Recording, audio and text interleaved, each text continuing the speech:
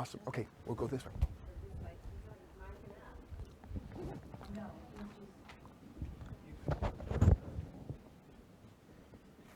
So every studio has a different vibe. I won't take you into each one of them, but this kind of looks like a clubhouse. And people have their choice of any of the studios. So people will do one show on the anchor desk because it's very formal and very official, and then maybe they do the next one in a kind of a laid back setting. This studio is also laid back, kind of a round table discussion. Joe Rogan made those mic arms really popular, so a lot of people say, yeah, no, I like the mic arms.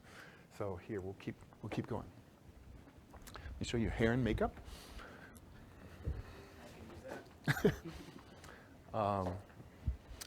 I'm really proud of our hair and makeup because I worked at Channel 4 for 15 years, and they never put any money into the building. They put money into the anchor desk. What you see at home is really nice, but the building was built in the 50s, and they just never put any money into it. And I remember when I got to Channel 4 in '92, there was a horrible stain in the ceiling, like a pipe had leaked 20 years earlier. Nobody bothered to replace it. And so for 15 years at Channel 4, I'm waiting for somebody to go to Home Depot and replace the tile. And we had A-list stars like Hugh Grant getting makeup done. And I'm like, come on, guys, can we put a little bit of money into the building? So much of what we're trying to do here is a vibe. We've got a little selfie wall. You're welcome to take a couple pictures. And now we're going to go into our most glamorous studio, which is called Oprah. All right, here.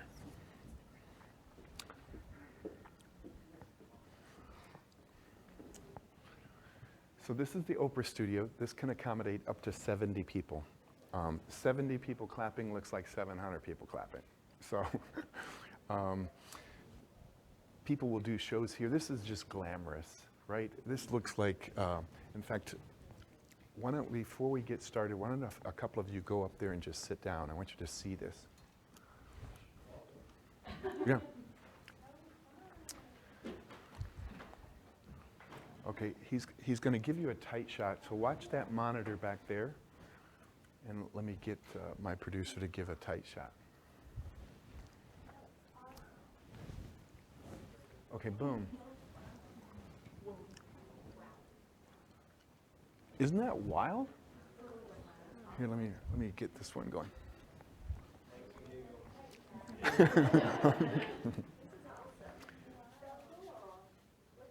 see. Here.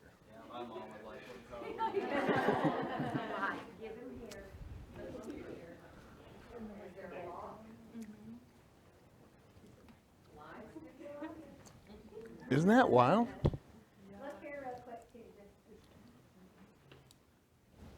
All right, there we go. Looks like you're interviewing each other.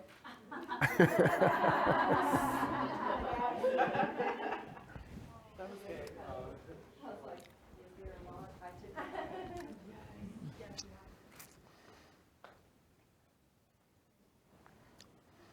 Jeff, have you told them what this room is called? Yeah, we nicknamed it Oprah. And you get a car, and you get a car. Okay, so here's what I think we need to do, because we've got a hard stop at 1 because there's another crew coming in to tape. So we've got pizza and water and beverages in the next room. Why don't everybody grab a plate, because you can eat during my talk. Yeah, so go ahead and go into the next room and grab, yeah. And the rest of you can take pictures up here, and yeah. The bathroom? Pass. They can get pictures. Yeah. So the bathrooms are just past the elevators. So yeah. I'm so glad you're here. Me too. Thank you. Oh, sorry. Yep. All right. We're taking a Restrooms. potty Okay. Oh, Yeah. you can go right at that door right there, and then take a right. Yep. Okay. Yeah. We don't do it right now. I just was gonna go to it. Okay. Yeah. Cool. Is Sarah my? Yes, sir. Okay. It's all over. All right, and you got the videos queued up? Did You want all of them, right? So far I've got the 2 news appearances, and then I'm gonna find our team. In the speaker reel, you want the speaker reel? yeah, maybe I'm gonna get my little printout.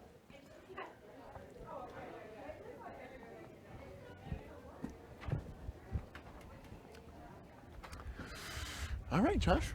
That's gonna be locked, I think. Yeah. I have my keys on it. Oh, that's got cut through. All right. I was gonna unlock his door while they're here. The, Kristen Diaz is here. She's with KRLD, I believe. With this group or with you?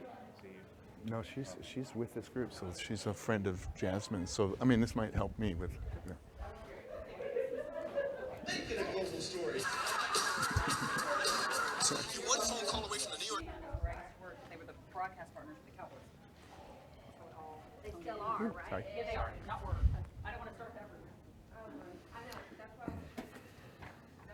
Stop it right here.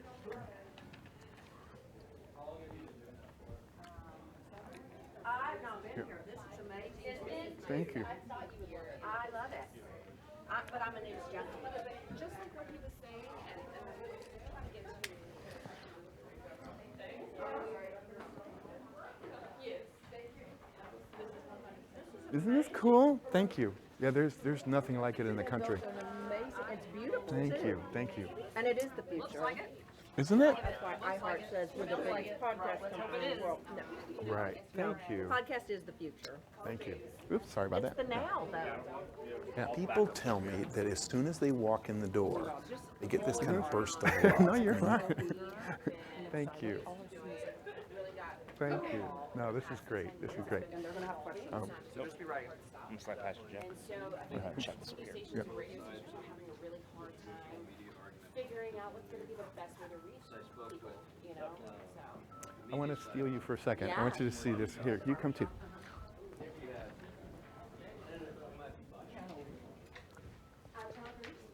Here, come sit here.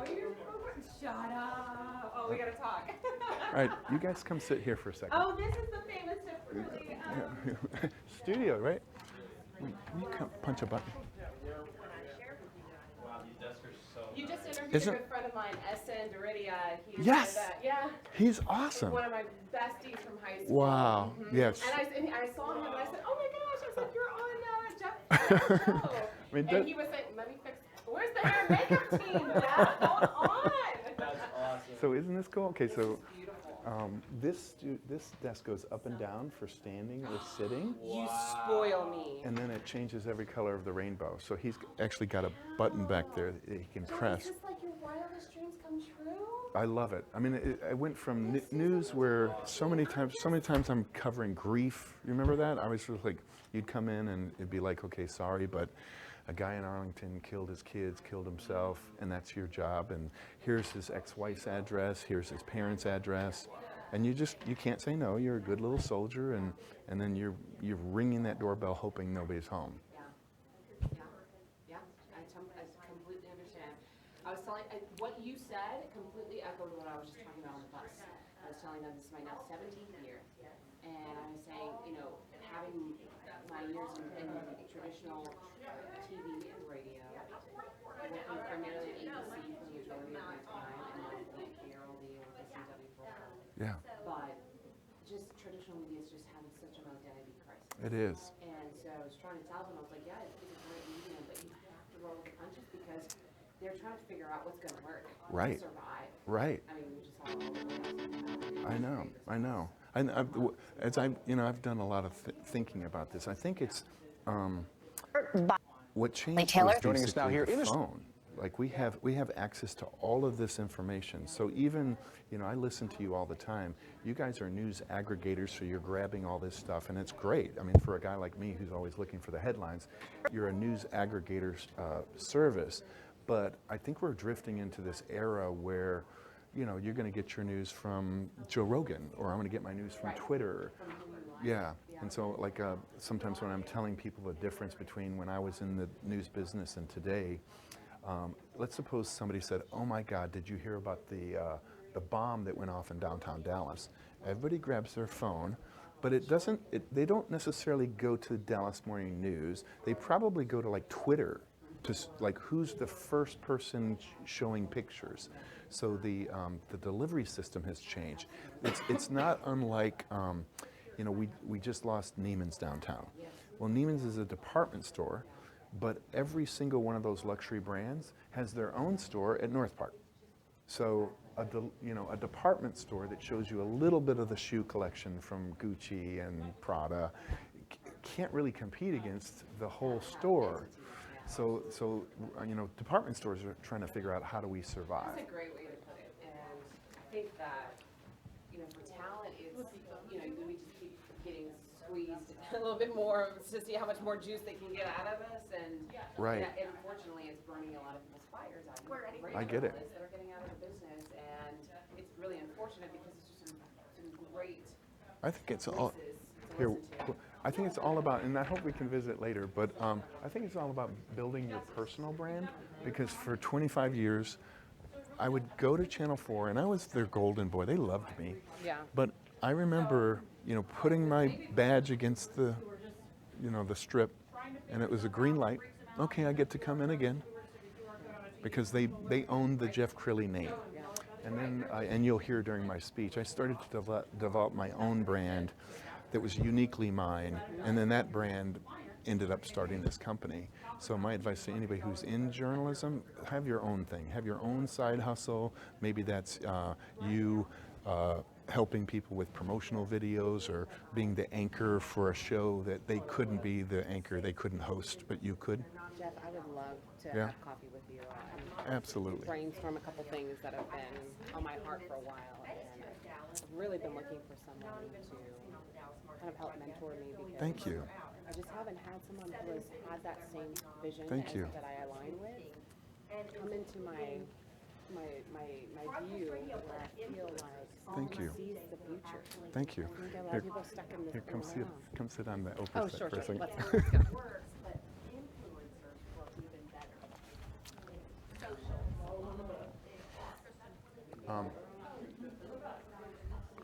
Hey, Sarah.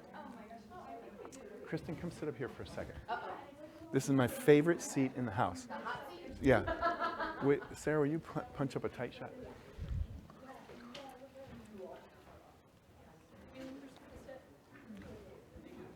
Oh, you guys are in for a treat. They messed up now. Yes, they did. And then who else say, what's up? What's up? And they fed me? Girl. Jeff, you fed me guys. This is bad. This is So, awesome. is- little Sonys, I think each one maybe costs $500. Yeah, and that's another good thing since we started this company. Had I tried to do the same thing 20 years ago, I would have had to spend $5 million, because back then the cameras were so big. Yeah, and guys, this is my lovely daughter Sarah. So she's the one who inspired this whole podcast thing that we're doing. Yeah, absolutely. Well, let's get everybody in here, and we'll start the show. Yeah.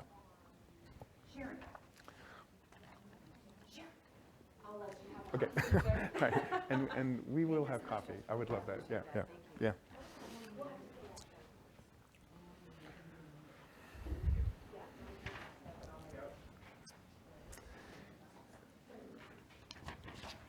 All right. I think my daughter's recording this just so we have it. But welcome to Real News PR. We're a podcast and a traditional PR firm. And I'll tell you how I got to be a former reporter at Channel 4. So I was, my news career goes Lansing, Omaha, Minneapolis, Dallas. And when I came to Dallas in '92, we were the 8th largest market. We're now the 4th largest market. One of the reasons that it keeps growing is there's no body of water to lock us in. So the markets that are larger than us are New York has an ocean, right? LA has an ocean. Chicago has a lake, but Dallas has nothing to stop it. And so there's a prediction that we'll be the 3rd largest market. We'll knock over Chicago here in the next few years, because we just keep growing. So I'll tell you how I got to be a former reporter. I wrote a book in 2002. The book was called Free Publicity, A TV Reporter Shares the Secrets for Getting Covered on the News. And I never intended to leave TV news. I joked that I was there during the Ron Burgundy days. What I mean by that is, from the 80s through the early 2000s, everybody went home and they watched the news. You probably remember your parents watching Dan Rather or Peter Jennings or something like that. When I was a child, my dad watched Walter Cronkite. So you were trained. This is what you do. You go home and you find out what happened in the world. Well, now everybody's got a cell phone. You're finding out what happens in the world 24/7. So I never wanted to leave TV news because my ego was kind of tied up in being on the news, and because everybody was watching it. By the time I left Channel 4, I couldn't go into a restaurant, I couldn't go into a grocery store without somebody saying, not just, "Are you the TV guy?" They'd say, "Jeff Crilley, I watch you every night." So I never wanted to leave TV news. My ego was very healthy, right? But this book started to take off. My TV station, Channel 4 in Dallas, said, "Okay, what are you going to do with your little book, Free Publicity?" I said, "I figure I'd give some speeches." They said, "All right, but be careful because you're a working reporter. We can't have your integrity compromised by, taking money." I said, "What do you mean?" They said, "Well, what if Exxon gave you $10,000 to do a keynote speech, and then the next day Greenpeace is protesting Exxon? So we don't want your integrity to be compromised." What they did is they released this entrepreneur into the world. I was a street kid from Detroit, so I had hustle growing up. But then when you work in corporate America, they kind of beat out that entrepreneur spirit, right? They really do, because when I was at Channel 4, I signed a contract. It was 18 pages long. The first 17 pages told me what I was not allowed to do. And then the last page says, if you obey all these rules, we'll give you a check. So I knew I had to get permission from my bosses to even write the book. And then when they said I couldn't accept speakers' fees, suddenly this little street kid from Detroit, this hustle came out. And so I'm going to show some video, no audio, Sarah, just some video. This is me at my height. I was giving 300 speeches a year for 6 straight years in addition to my TV job. Breakfast speech, lunch speech, go to work at Fox 4. Breakfast speech, lunch speech, go to work at Fox 4. I ended up selling 70,000 copies of a $10 book. And to put that into perspective, the typical business book sells fewer than 2,000 copies. I'm doing it the hard way. I'm selling it out of the trunk of my car. Now, during my speech, I had everybody blow bubbles, so you'll see like women blowing bubbles. The bubbles were a dramatic way to say, nobody is reading your press releases. And I found that because when I was writing my book, I went to our assignment manager, and this dates this story, but I said, "Gary, show me how quickly you read press releases." And he grabs 20 faxes off the fax machine. Anybody remember a fax machine? And he said, "Nope, nope, maybe, nope, nope." And I said, "How are you doing that, Gary?" He says, "I'm glancing at the headline." I said, "What happens if they write a bad headline?" And very arrogantly, he says, "Man, if they're not smart enough to write a good press release, they don't deserve our coverage." And I thought that was so arrogant, and I went back to my desk, and I felt sad for everybody who has ever written a press release. Because sometimes in large companies, they will send it to legal. It'll take a week to write this press release, and then it's being deleted. So, Kristen, I don't even know how many press releases you guys get a day. Probably several thousand. And after a while, if you're the person at the newsroom who's supposed to read all these press releases, you take a shorthand. You look at the whole sea of 25 press releases, and what you're really looking for is Dallas Police Department, Garland Police Department, because that could represent a murder or something. But then you're deleting all. So I would blow these bubbles, and I'd say, those are your press releases. No one is reading your press releases.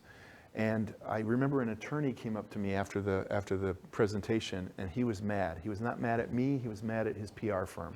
He says, "Jeff, I signed this horrible contract with a PR firm. They trapped me into a 6-month agreement. I knew after about the first 3 weeks that it was a bad deal because it was crickets. I was not on any media. I'm now in month 3. I've yet to be on the news, and now I know why. They're writing these press releases to please me, and they're just blasting them out, spraying and praying that somebody would read the press release. And now I know why they're not reading the press releases, and I'm ready to fire my PR firm, and I'm ready to hire you, Jeff Crilley." And at the time, I'm a working reporter. So I would say, "Nope, I cannot take your money." And he pulled out his business card. He wrote a big $sign on it, and he says, "You'd be a fool to throw this away. Because one day when I get a chance to hire the guy who literally wrote the book on free publicity, you, sir, are hired." So over the course of 6 years of speaking between 2002 and to 2008, I ended up selling 70,000 copies of this book, and I squirreled away about 30 cards with $signs on it. Because then I realized, man, if I ever get a chance to break away and do my own thing, these would be my first clients. So let's show a little B-roll, Sarah, no audio, but this is like a typical story that I would do. I was the lead story reporter on Channel 4, and yeah, just go ahead and, yeah. This was a story about a guy who his home was broken into, he had a surveillance camera, and in live time, because his alert went off when he was at work, he actually saw the guy burglarizing his house. So a typical day in the life of a 10 o'clock, 9 o'clock, 10 o'clock news reporter was crime. And unfortunately, all too many times, this is a true story about my life. I live in Plano. I'd wake up at 5 in the morning. I would shower. I'd get on the road by 6. I would drive from Plano to Burleson, hour and a half. I'd give a breakfast speech to a Chamber of Commerce, 150 people. I'd sell 70 books. So I just made $700 cash. I would jump in the car. I'd drive to Frisco, other side of the planet. I'd get there just in time to speak to a large Rotary group. I'd sell another 60, 70 books. So I made $1,500 or $1,400 and minus the cost of gas. And then I'd race down the tollway just in time to begin my real job at Fox 4 at 2 in the afternoon. And they'd say, Jeff, sorry, man, you drew the short straw. There was a guy in Arlington, killed his kids, killed himself. You're on that story today. We did a driver's license check. Here's where his ex-wife lives in, Capel. His mom and dad live in Arlington. Here are their addresses. So on the day of the murder-suicide, I'm the guy who has to ring the doorbell and say, ma'am, I have no idea what you're going through. And that got to wear on me after a while. I'm sure Kristen in her news career has done a lot of that as well. So I finally got the nerve to quit. And I asked my wife's permission to quit when I was 45. I'm now 61. And it was the scariest thing I ever did. Ever since I was a 19-year-old college sophomore, I was a TV reporter. And I remember thinking, if I'm not Jeff Crilley, the TV guy, who am I? And I always had a backup plan. Man, if this PR thing doesn't work out, I can always go back to Channel 4 or Channel 5, and I'll probably always have a job if I have to. But then I go back to all of those people who gave me business cards, and I called up each one of them. I said, hey, you probably won't remember me. My name is Jeff Crilley. Oh my God, Jeff, I watch you every night. What's going on, man? I got your book. I said, yeah, and I've got your business card, and I made a note to myself to call you if I ever left TV news. I just put in my resignation. I'm for hire. So I signed up 10 clients in the first year, and I'm going to give you real numbers because I'm so transparent. I had 10 clients in the first year paying me $3,000 a month. So you can do the math. That's $360,000 a year from my home. Second year, I had 20 clients paying me $3,000 a month. Suddenly, this is real money. This is $750,000 with no overhead. I had to hire my first employee towards the end of year 2, and now I wake up, I've got 20 full-time employees, something like 220 clients on retainer. About 190 of them do TV shows with us, and another 30 pay me to get them on the news. So I call up these people, and I'm going to show you my very first client. So Sarah, hey Sarah. So this guy's name is Clint David. He's now retired, but Clint David is my very first client. He had never been on the news before. Stand by.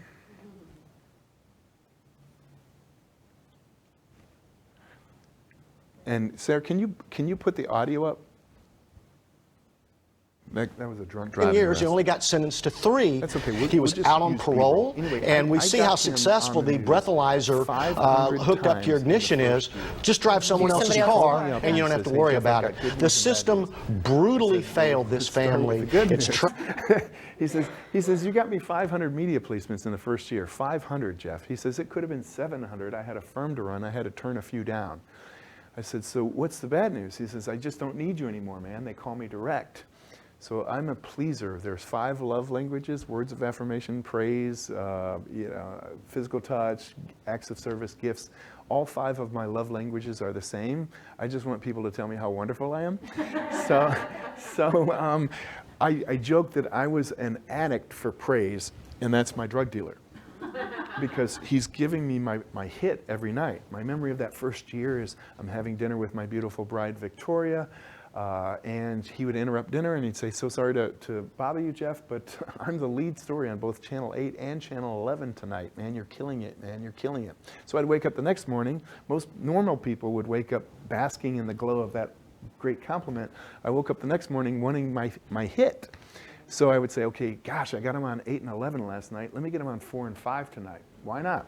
So if you wake up early, any of you watch the local news or listen to it on the radio, there's always a crime. There's always a person at a courthouse. I had all these journalists' phone numbers, so I'd call them up. Hey, Sean Rabb, Jeff Crilley, what's going on, man? I'm a little busy. No, hey, I see that you're at the Don Hill trial. It's a federal trial. There's a gag order, so the real attorneys can't talk. I know you're at the federal courthouse, which means you can't even leave during the lunchtime hour to go get an objective legal opinion, because you'll never get another parking spot. I've been you too many years. The federal courthouse is horrible as far as parking is concerned. I said, what would happen if I sent a handsome attorney down to the federal courthouse? Yeah, who do you got? Clint David. Oh yeah, the attorney with the good hair. Yeah, we love Clint. He does have good hair, right? So then we ended up getting him on the national news, and his career really took off, and that's when he let me go for, I think, the best reason you could ever let a PR firm go, that they did too good a job and worked themselves out of a job. Like a great therapist, you want your patient to get well. So I thanked him for the ultimate compliment. I said, thank you, for the ultimate compliment for a PR firm, as they did too good a job.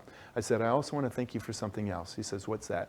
I said, thank you for teaching me what I'm good at. He says, what did I teach you? I said, you taught me I'm good at experts. Give me doctors, lawyers, mental health experts, leadership experts. So every day, and part of what I want you to take away from this talk is, if you do something that you love, you'll never work another day in your life. So I ended up starting this ritual every single morning at 4 a.m. I get up and I write a daily email called The Rundown. It goes out to now 29,000 journalists all over North America into London, England. And I've not missed a single day in 16 years. Not Christmas Day, not New Year's Day, for 16 years. The byproduct of that is I can sit there and write this and press send, knowing that my client will end up doing 2, 3, 4 interviews in the next 24 to 48 hours. All I'm essentially doing with this daily email is saying, what does the media need today?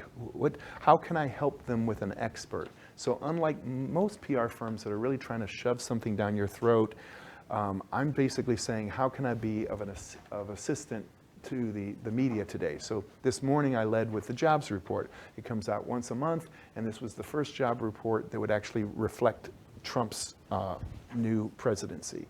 And so it was not as robust as they wanted it to. The stock market's been doing some flaky things since Trump was elected, and there's a lot of tariff and layoffs and causing uncertainty. And so I led with a jobs expert. She's with the Workforce Commission of North Central Texas. And I led with her, and I put her cell phone out there. A favor to journalists is the PR person getting out of the way. Because, and Josh, I'll invite you in here. Josh, come up here for a second. So I hired Josh away from iHeart. He actually was a co-host with my wife on the morning show. And I started sending Josh this daily tip sheet. So share with everyone what you would do with the tip sheet. Yeah. Thank you. Josh is our head of operations. It was great. I got to, basically, the host would come in and be like, hey, I need to find a divorce attorney, because Brad and Angelina or whoever was getting divorced in Hollywood at the time was getting divorced. I needed a divorce attorney, and I don't have one on standby. So instead of trying to call, you'd be surprised how hard it is to get someone to believe that you're with a radio station and that you're not trying to do a bit or a scam. So I would always just go to Jeff's. I would put every email in a folder called Jeff Crilley, and I'd open it up. I'd type in divorce attorney. I'd get 5 names. I'd call them up at 7 a.m. Be like, hey, Jeff gave me your phone number. Half true. I'm looking to, I did just emailed you because you gave me the email and the cell phone. I just emailed you the latest TMZ story about whoever got divorced. Can you talk in a minute and a half? They would say, okay, give me a second. Draw the sleep out of their eyes. They would read through it real quick, and then they would hop on the air and do an interview with the host. So it saved my bacon. Everyone thought I had a Rolodex for days. It really did. And so the takeaway is what we're able to do, what no PR firm in the country can do, because of the trust that I've built up over 16 years of writing this thing. And Kristen, I know you're on my email list, so you see it. The thought process of the journalist is, listen, I could spend an hour calling different attorneys or different experts, But here it is. This is a cell phone and an email. And so there's a lot of, a lot of journalists, excuse me, that will just use my rundown. If they have a 4-hour morning show, how many guests do you have to have for a 4-hour morning show? Usually 1 or 2 an hour, depends on whether it's television or radio. Right. So it's a lot of effort to try and line up all those experts. So some people will just go into my morning email and say, I got you from Jeff Crilley's tip sheet, says you might be good to talk about the economy. I'd love to interview you. Now here's where the story really gets exciting. My daughter, who's producing the show, comes up with this crazy idea 6 years ago. She says, Daddy, I think we need to get into podcasting. And I laughed at her. I said, who listens to podcasts? She says, my generation does, Dad. All those kids on the Katy Trail, it might not be music, it's podcasts.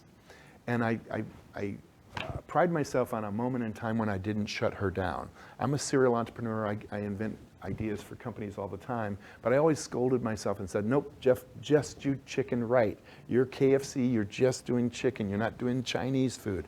She came up with Chinese food. She says, Daddy, we need to get into podcasting, which is a completely different industry. But maybe this is God. I just kind of flipped her my credit card and I said, don't go nuts.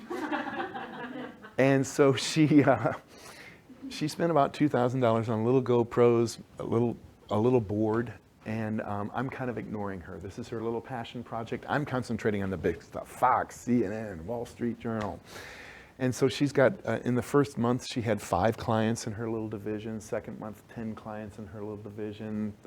Third month, 15 clients. Now it's got my attention. I was like, what would happen if I spent a little bit of money? So over the course of the last 6 years, thanks to Josh's help, we've spent $2 million on television studios. A lot, yeah. And now we're the prettiest studios this side of the Today Show.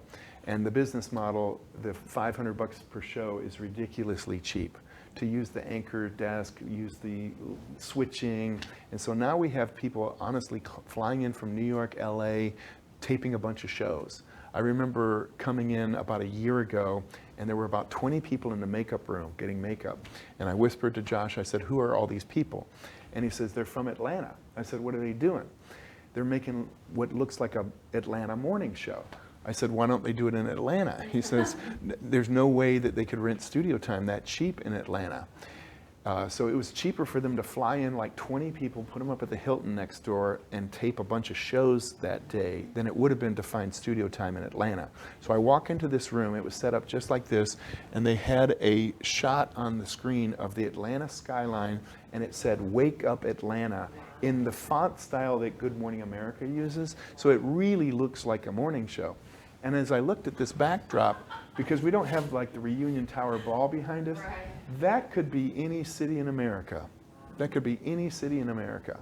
So what I'm super passionate about is make sure you know where the puck is going. So Wayne Gretzky, the hockey great, was asked one time, why are you such a great hockey player?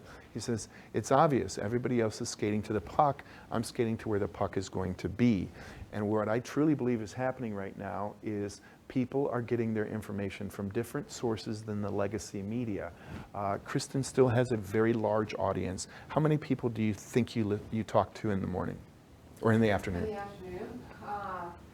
Well, we go all across the metro. So everyone in here that listens to 9 million in my people. mind. I don't know the exact numbers. Yeah. Easily tens of thousands. Yeah. During a big severe weather event or something like that, you know, maybe 100,000 people, which is a lot. But Joe Rogan famously reaches something like 100 million people with some of his really big podcasts. So we see the future is just tell your own story, be your own network, be your own media outlet. What I want to do is make this meaningful for you guys. I want you guys to ask some questions. So that's like the presentation part of my speech. What are some questions that you guys have? Yes. So I know that you guys are focusing a lot more on like new media. I'm somebody that has more of a background in traditional media. How much do traditional media experience translate into a job like this? We love hiring former journalists. Why? Because they're used to deadline pressure. I mean, if you think about, like, I remember my job at Channel 4, the night side reporter. I would get in the car, they would send me to Plano to do a city council meeting. I'd get halfway to Plano, they'd say, nope, you're off of that. There was a bomb threat in Arlington, now go to Arlington. I get halfway to Arlington, they said, forget that, it was a false alarm. We're sending you now to downtown Fort Worth. There's a water main break. And sometimes my story would change like 4 or 5 times during the 8-hour shift. And I had to be flexible, I had to be nimble. Well, the world doesn't work that way. The world is very slow. The world is, well, let's have a meeting to set a time for another meeting, and we'll write a white paper, and we'll talk about this. And so I remember coming out of news saying, if we just keep the pace up, and so our tagline is publicity at the speed of news. And so I actually started the company by hiring all former journalists. That was, for many years, that was all we did. Now it's changed somewhat. We're hiring non-journalists, but we're hiring for attitude and teaching skill. I've learned over the course of the last 16 years of running this company that you can't really teach attitude. So we're hiring bright young people who are ambitious, are cheerful. I call this a thank God it's Monday company because the team is happy. I mean, they'll all sit in that conference room over there and they'll laugh and they'll talk about boyfriends and girlfriends. And the happiest sound I hear all day long is laughter, because so many of us came from news. There's not laughter in newsrooms. There's tears sometimes. Yes, yes. All right, you have a question. What is like your company's approach with like people who like they have experience, but all their experience is like academic, right? Like they haven't gotten professional experience yet. So, again, I think it goes back to just ambition. I think we do that now, like for when we're hiring. So like we have an intern who maybe you've seen in the hallway. So internships are great. Like if you don't have any like real world experience as far as like working with the cameras or working with that kind of stuff, it's hard to get in. Because there's a lot of trust and faith in the beginning. So I would say obviously internships are the best way to get that experience and then to show your portfolio of what you can and cannot do. And that's kind of what everyone's kind of hoping to find. And I'll tell a quick little internship story. I don't know, did you start out as an intern at one point? NBC5. So when I was in college, I'm a sophomore, I get this break to become an intern at the local CBS station in Lansing, Michigan, Market 100. And there were 5 interns, and my brain came alive. When I came into this TV station for the first time, I said, this is my land, these are my people. I'm not gonna leave. They're gonna have to drag me kicking and screaming out of here because I'm gonna get a job. And the other interns were trying to drag me down because instead of putting in the 20 hours a week that I was paying the university for, internships are beautiful. We actually pay our interns, but a lot of internships are free. So you're paying the university for the privilege of working for free. So I was paying the university for the privilege of putting in 20 hours a week, but I deliberately put in 70 hours a week. I cleaned toilets in the dorms in the morning to make money to pay for college. I didn't want my parents to pay for it. And then in the afternoon, I'd put on my little suit and I'd jump on my little moped, I'd scooter over to the TV station, and I would do what I considered my calling. And then I always, they always say, do the job that you want to do instead of the job you have. And so the job of an intern at that TV station was call around to the police and sheriff's departments and the state patrol to see if anybody got murdered. Write down what your competition led with. So there was very menial jobs. But I recognized an opportunity because the photographers really just want to shoot pretty pictures. They don't want to ask the questions. And so this eager little intern would say, hey, listen, how about, you're going to the county fair. How about if I go with you and I'll ask the questions and then I'll write it up for the anchors. So I was doing everything except for being on air. So this internship lasted 10 weeks, and the other interns were really trying to drag me down. I call it the crabs in a barrel effect. Crabs can't get out of a barrel because the other ones try to drag them down. And I just ignored them. I tuned them out. And they were saying, Crilley, nobody's ever gotten a job out of an internship here. It's never happened and it's not gonna happen to you. So why are you working so many hours? And I just tuned them out. This internship lasted 10 weeks. And then I had a crisis. Because in the movie that I had been playing in my mind, the news director was going to come up to me at the end of 10 weeks and say, Jeff Crilley, we're blown away. We've never seen anybody like you. Welcome to Eyewitness News 6.